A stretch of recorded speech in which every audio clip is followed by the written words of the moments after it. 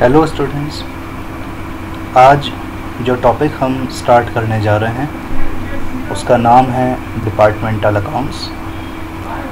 Departmental accounts के बारे में आज हम थियोरेटिकल कॉन्सेप्ट ही डिस्कस करेंगे। इस वीडियो में आगे बढ़ते हुए मैं डिपार्टमेंटल अकाउंट्स के एक इलस्ट्रेशन की हेल्प से आपको समझाऊंगा कि डिपार्टमेंटल अकाउंट्स में कितने टाइप के अकाउंट बनाए जाते हैं।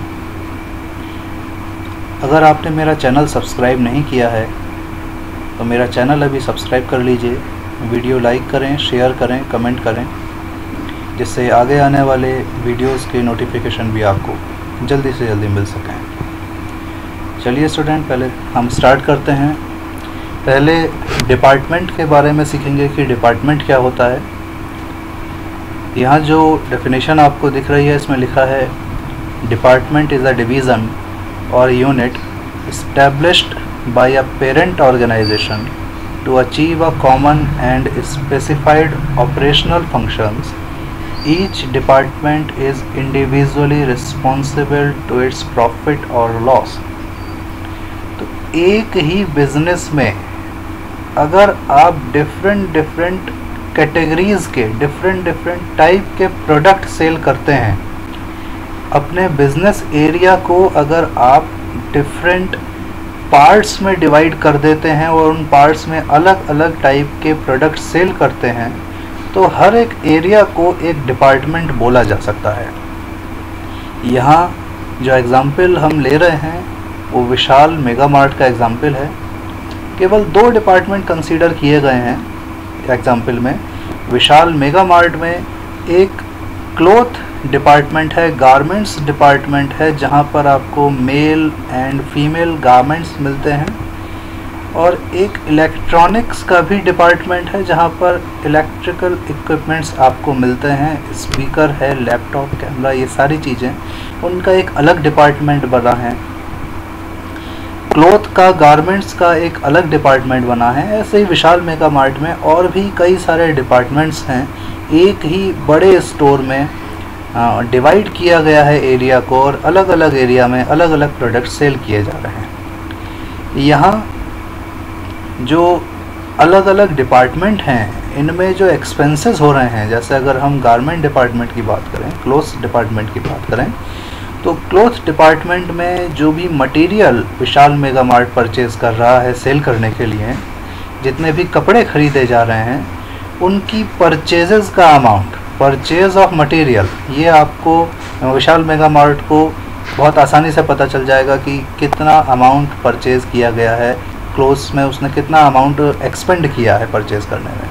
ऐसे ही इलेक्ट्रॉनिक इक्विपमेंट की भी बात करें तो वहाँ पर भी ये जो पेरेंट स्टोर है विशाल मेगा मार्ट, वो अपने एक डिपार्टमेंट में, इलेक्ट्रॉनिक्स डिपार्टमेंट में जो परचेजेस हुई है वो भी आइडेंटिफाई कर सकता है।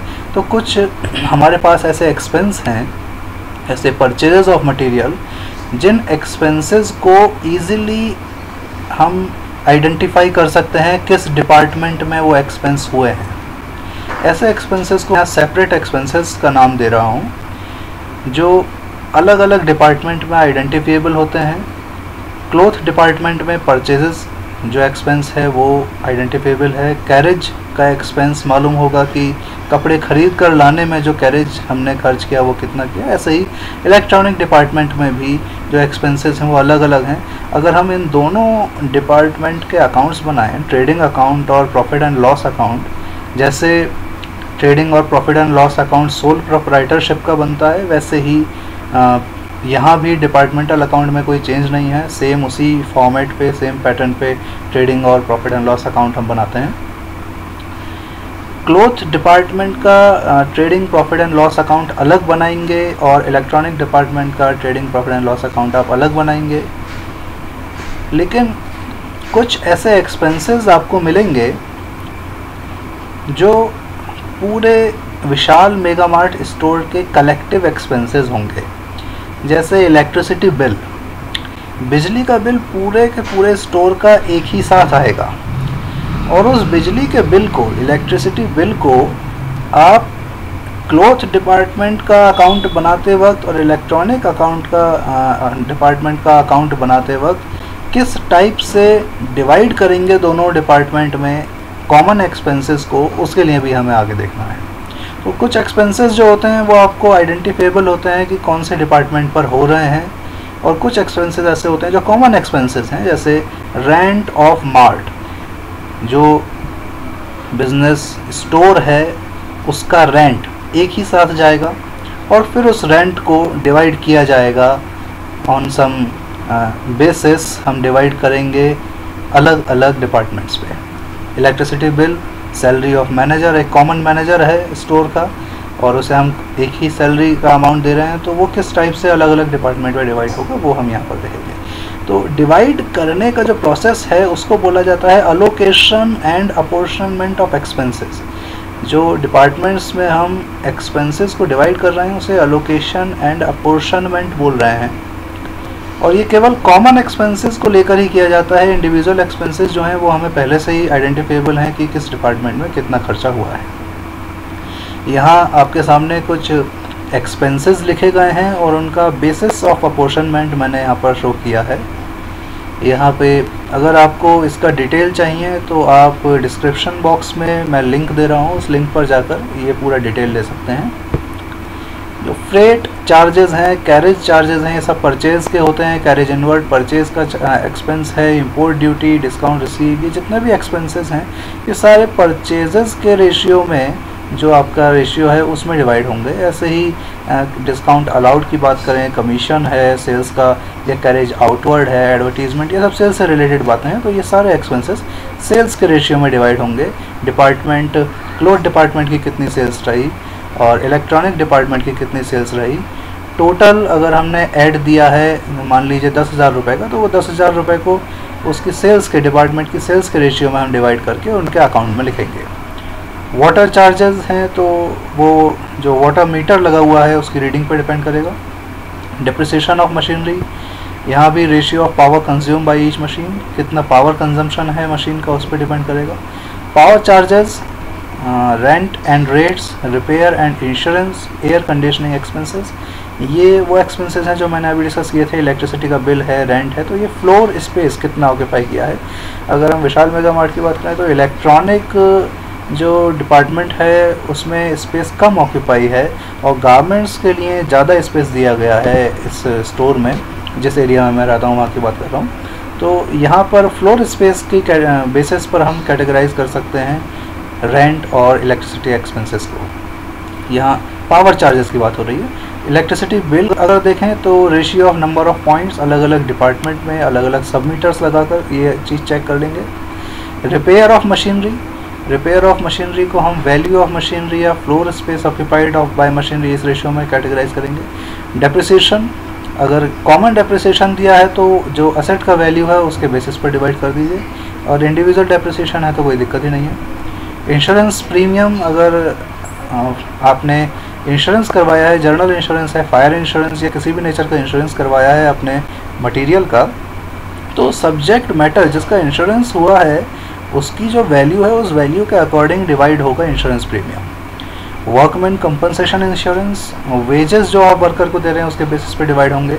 और recreational expenses, labour welfare expenses, canteen expenses, ये वर्कर्स के नंबर के बेसिस पे डिवाइड होंगे।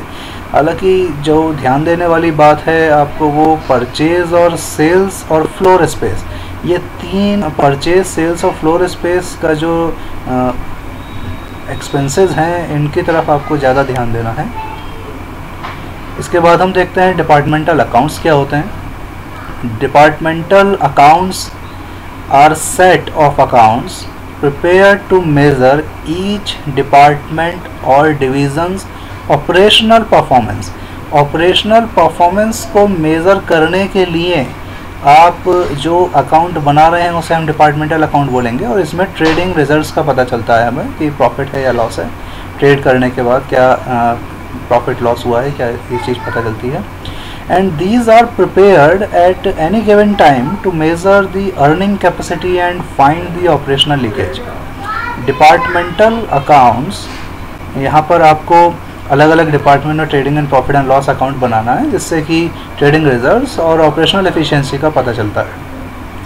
अगर ये वीडियो आप पूरा देखिएगा, अभी वीडियो कंप्लीट नहीं हुआ है। अगर आपने चैनल सब्सक्राइब नहीं किया है तो अभी सब्सक्राइब कर लीजिए, अपने शेयर करिए वीडियो ज़्यादा से ज़्यादा, कमेंट करिए, लाइक करिए। आगे बढ़ते हैं।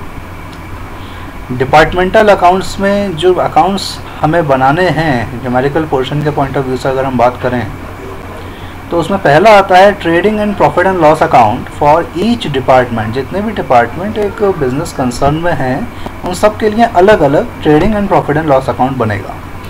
और ये जब डिपार्टमेंटल बेसिस पे हम अलग अलग ट्रेडिंग P&L अकाउंट बनाएंगे तो हमें एक चीज़ पता चलेगी, एक चीज़ और हमारे सामने दिक्कत आ सकती है कि कुछ ऐसे एक्सपेंसेस हमें मिलेंगे जिनको हम अलोकेट नहीं कर पाएंगे डिपार्टमेंट वाइज।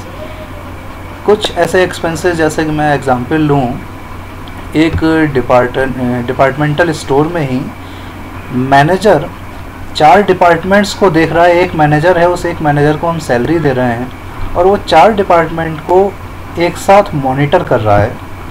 उसी मैनेजर से हम काम ले लेते हैं अपनी दूसरी एक ब्रांच में भी जाकर, वो वहाँ पर भी सुपरविज़न करता है। तो यहाँ पर हम आइडेंटिफाई नहीं कर पाएंगे कि जो मैनेजर ने अपना टाइम डिवोट किया, जो टाइम दिया हर एक डिपार्टमेंट को, और दूसरी बिज़नेस जो दूसरी जगह ब्रांच एक खुली है वहाँ पर भी अपना टाइम दिया, तो किस बेसिस पर हम डिवाइड करेंगे उस मैनेजर की सैलरी डिपार्टमेंट वाइज, वो उसमें दिक्कत आएगी और वो हम डिवाइड नहीं कर पाएंगे। हर एक डिपार्टमेंट में हम उस सैलरी को नहीं लिख पाएंगे। तो कुछ ऐसे एक्सपेंसेस भी मिलेंगे हमको जिनका अलोकेशन पॉसिबल नहीं होगा, अपोर्शनमेंट हम कर ही नहीं सकते। तो वो सारे एक्सपेंसेस ये डिपार्टमेंट वाइज जो ट्रेडिंग एंड P&L अकाउंट बन रहा है वहाँ पर ऐसे एक्सपेंसेस को नहीं लिखा जाएगा।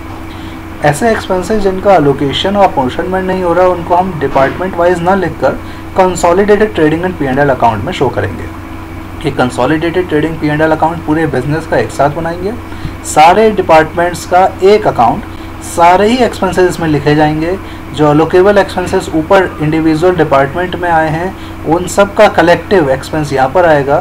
सारे ही एक्सपेंस जो अलग अलग डिपार्टमेंट में हमने यहाँ कैटेगरी वाइज डिवाइड किए थे वो कंसोलिडेटेड में भी शो होंगे, और जो एक्सपेंस ऐसे थे जो नॉन अलोकेबल थे या पोर्शन नहीं हो पाया था उनका, वो भी यहाँ पर कंसोलिडेटेड में शो होंगे। तो यहाँ पर हमें बिज़नेस की ओवरऑल एफिशिएंसी का पता चलेगा।